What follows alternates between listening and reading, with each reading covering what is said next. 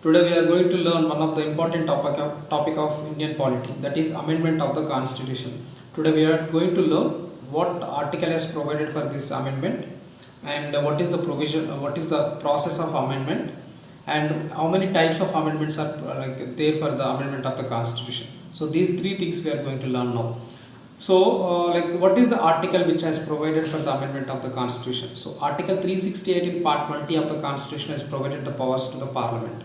So it clearly says that article 368 in part 20, in part 20 there is an article called article 368 and it has provided the powers to the parliament, not to the state assembly. It has provided powers to the parliament, only to the parliament, to add or to modify or to repeal any of the provision of the constitution. So parliament can add some provisions to the constitution, parliament can modify provisions to the constitution, and parliament can repeal provisions to the constitution also. So it is given by article 368 in part 20. And when this addition or modifying or repeal of any provision of the constitution is done, then parliament must follow the procedure laid down for this purpose. There is a procedure for this constitution amendment and parliament must follow that procedure for the amendment of the constitution. And if we discuss about the nature of the amendment of Indian constitution, we say that it is not too rigid, it's not too flexible also. What is the meaning of flexible? Flexible means we say that with a simple majority you can amend the constitution. Let us say that on a particular day only 200 MPs have attended the parliament. Out of this 101 members have supported the amendment, then you can go for the amendment. This is what simple majority, simple majority, and this is what very flexible. And let us say, and there is another provision called you need to get a special majority, that is what is the meaning of rigid? So there is another provision called special majority. Sometimes if you want to amend the constitution which reflects the federal character of the nation, which is going to affect the states also, because of some amendments state also going to get affected, because one provision is there, I'll give live example, NJAC, you might have heard about NJAC, National Judicial Appointment Commission. So this is done by an amendment act of 1999th amendment act. So this NJAC commission talks about the appointment of the judges. So appointment of the judges in Supreme Court as well as High Court. So High Court is related to the states, but because of this NJAC, the state is also going to get affected. So this kind of act, which is affecting the state's interest also. So to amend these kind of things, states also support the amendment. This is what the thing is like. You need to have a special majority, and as well as states also should support the amendment. That is the meaning of rigid constitution. So in India, some of the provisions are there, it should be amended by, it should be accepted by the parliament as well as the states. But some of the provisions are there, only parliament is enough to accept the provisions amendment. So that is the reason we say that it is not too rigid, it is not too flexible. So that is what about.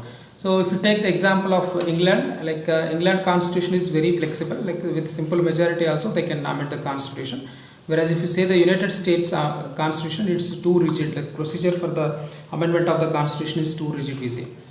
And of course article 368 has given the powers to the parliament to amend the constitution, but Supreme Court has said in a particular case, Keshavananda Bharati case, this is very important, Keshavananda Bharati case, Keshavananda Bharati versus Union of India in 1973. In this case, Supreme Court has clearly said that you go for the amendment, but you should not disturb the basic structure of the constitution. Whatever the basic structure of the constitution is there, that amendment should not affect this basic structure of the constitution. What does the basic structure of the constitution? It says that the constitution is supreme. We have said the supreme law of the land, that is constitution. So, and constitution says that our country is India is sovereign and it is republic and it is democratic and it is secular. So these things should not be disturbed by the amendment of the constitution. So that is the reason the parliament cannot amend those provisions which form the basic structure of the constitution. So that is what the restriction imposed by the Supreme Court, interpreted by the Supreme Court in the Keshavananda Bharati case. Yeah, so we have understood that constitution can be amended. So the provision is given by the article 368 from part 20. Now what is the procedure for this amendment? For any amendment, we say that amendment becomes an act. So if you want anything to become an act, first it is to be introduced as a bill. So first, whatever the amendment they want to go for, government want to go for, they can go by a bill. They can introduce the concept by a bill for the purpose of this amendment. Then the bill can be introduced either of the house. You can the bill can be introduced either in Lok Sabha or Rajya Sabha. We clearly said that Article 368 has given the provisions only for the Parliament, not for the state legislature. So a bill cannot be introduced in the state legislature. So it can be either introduced in Lok Sabha or Rajya Sabha. Who can introduce? Anyone can introduce the bill. Like they can, the bill can be introduced by the minister or any MP. So we know that there are two kinds of bills. If bill is introduced by the minister, so this is said to be public bill. If a bill is introduced by other than a minister, then it is said to be private bill. So recently you might have heard private bill. There is a private bill was introduced and it was passed by the Lok Sabha. What was the it was passed by the Rajya Sabha. The bill was related to transgenders. So recently, very recently, the last month, like in the month of May, it was done. It was a private bill. After so many years, that private bill was introduced in the Parliament. You may expect a question in the exam, the private bill related to which concept, like it was introduced and passed by the Parliament recently. That was transgenders bill. Transgenders bill. Though it did not become act yet, but it was passed by the Rajya Sabha. Yeah. So any member of the House can introduce the bill for the amendment of the Constitution, and once it is introduced and it will be put up for voting. Here one more important thing you need to note is you need not get a prior permission from the President to amend the Constitution according to Article 368. And what is the number? Like once it is put up, that bill will be discussed and it will be put up for voting. So voting means we need to have some majority. So what Article 368 says is it should be passed in each house. It should be passed in both the houses. Means it should be passed in Lok Sabha. It should be passed in Rajya Sabha. So it's very clear. It should be passed in Lok Sabha and it should be passed in Rajya Sabha with a special majority. What is the meaning of special majority? Means special majority means 2/3 of the people. Whatever the 2/3 of the people present in the Parliament and voted in the Parliament. From the present and voted in the Parliament, 2/3 majority should be 2/3 of the people should accept the this amendment. That is what the special majority. 2/3 of the majority from the people present and vote. That is what the meaning of special majority. Let us suppose there are 300 members present in the Parliament. So out of this you need to get 2/3 majority. Means 300. So you need to get 200 people should support the amendment. That is the meaning of special majority.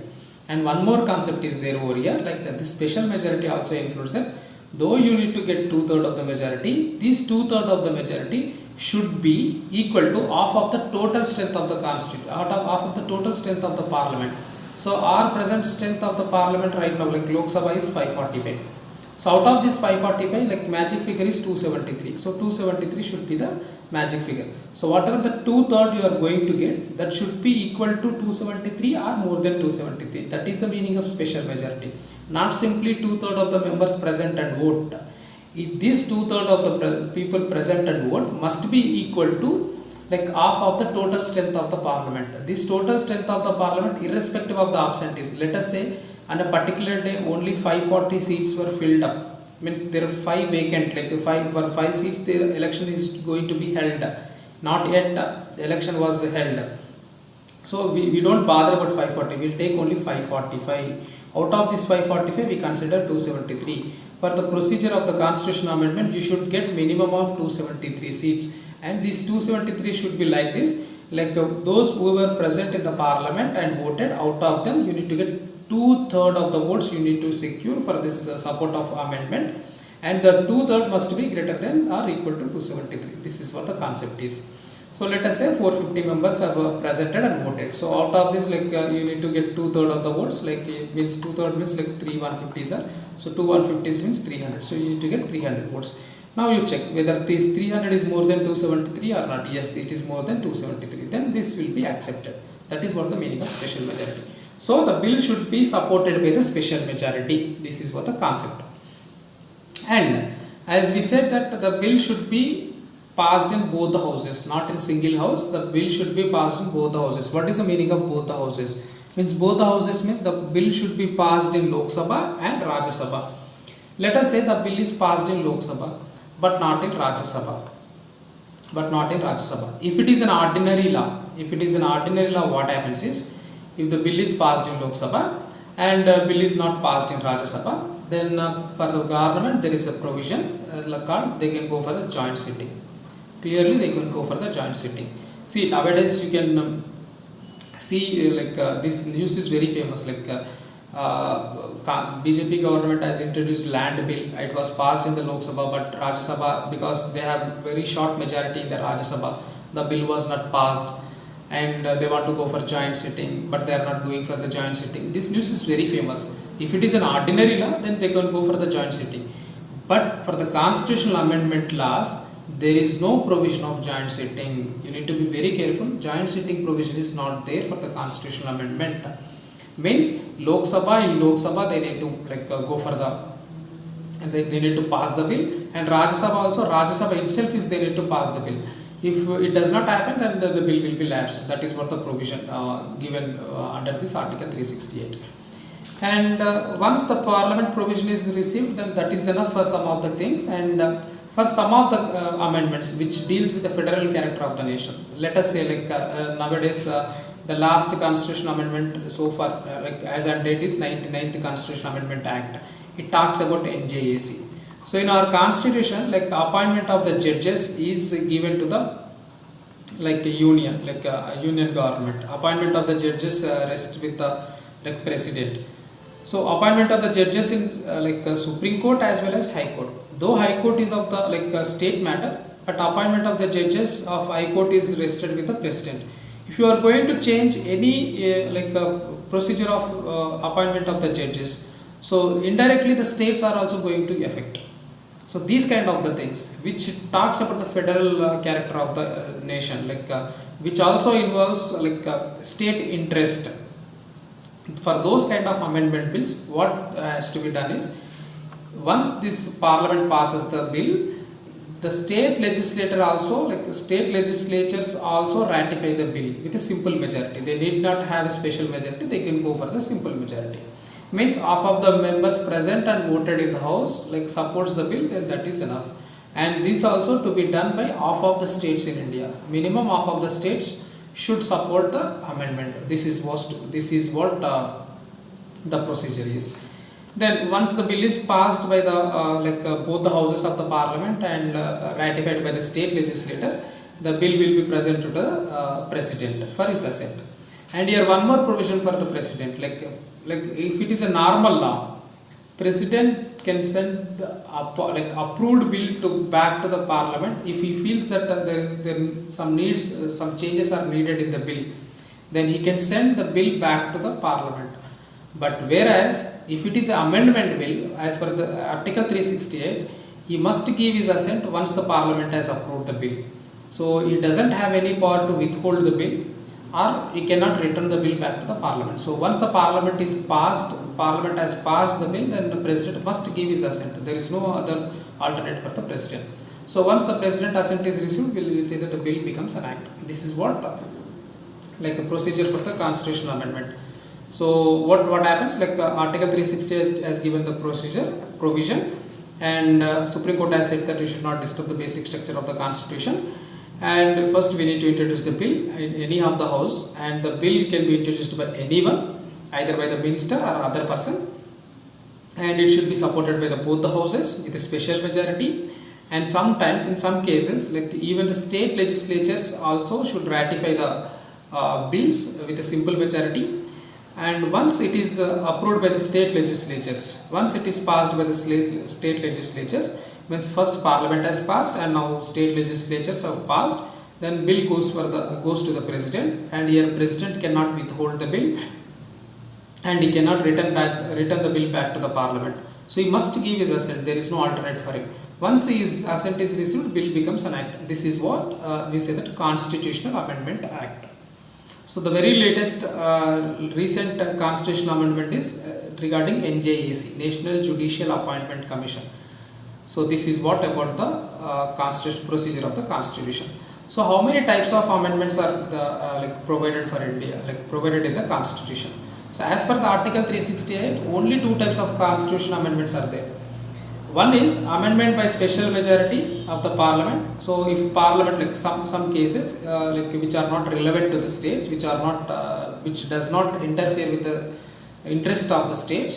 So for those kind of things, like if parliament approves the bill, approves the amendment bill with a special majority, that is enough. But for some kind of things which like deal with the interest of the states. So for those kind of bills, like parliament has to pass the bill with a special majority, and also state legislatures have to ratify the bill, have also ratified the bill. But these are the provisions given by the like Article 360. These are the only two provisions given by the Article 360. But apart from this Article 360, there are some other provisions given in the Constitution. Those provisions also talks about the amendment of the Constitution, but by a simple majority. For example, you see that Article 3. Under Article 3, like you go for like creation of the states. So here also, like sometimes you need to go for the constitutional amendment. But here, if you want to go for the constitutional amendment, like for a creation of a state, if you want to go for the constitution of the like amendment of the constitution, there you need to require very simple majority, not like a special majority, only simple majority. So there are some other provisions, some other articles provided by the amendment, amendment by a simple majority of the parliament. Though Article 368 talks about only two types of amendments, so because of other articles we have three types of amendments. If there is a question in the exam like Article 368 talks about how many types of amendments, it's only two. But Indian Constitution has how many types of amendments? Like it is 3. So types of amendments by the Indian Constitution is 3. But Article 368 has given only two types of amendments. And Article 368 it clearly says that it's only talks about the special majority, the amendments of by the special majority. Whereas some other provisions which talks about the like amendments by the simple majority. So this is what about the like amendment of the Constitution. Now in the next class we see like how many like these like types of amendments of the Constitution. So far we have understood how the Constitution can be amended. Now we will see like later we see like how the Constitution can be amended, like what are the provisions for the Constitution amendment. Thank you very much and stay tuned to VFocus. Have a nice day.